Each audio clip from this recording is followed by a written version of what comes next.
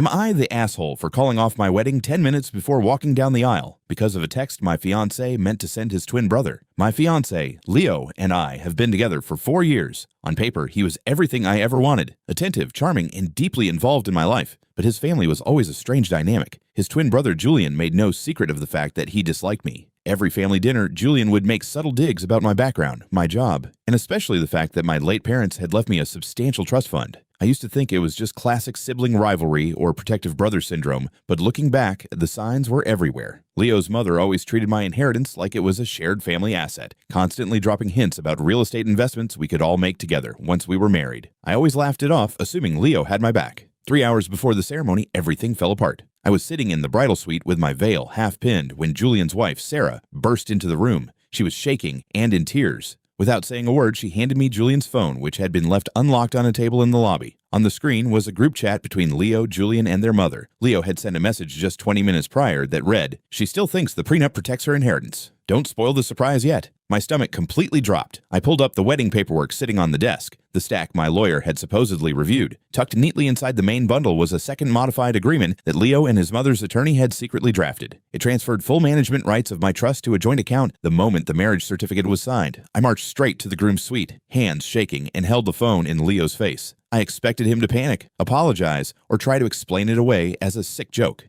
Instead, he just stared at me, smirked, and let out a dry laugh. He casually adjusted his cufflink and said, "Come on, we're going to be family anyway. What's yours is ours. You were never going to spend all that money on yourself, so why does it matter who manages it?" That cold, entitled reaction snapped something inside me. I walked back to my suite, took off the veil, packed my dress into my car, and drove away 10 minutes before the guests were seated. Now, his mother and brother are blowing up my phone, calling me heartless for publicly humiliating Leo and ruining his reputation over a financial misunderstanding. Even my own sister thinks I overreacted and should have just signed the papers to save face and dealt with it legally afterward. So, am I the asshole for leaving?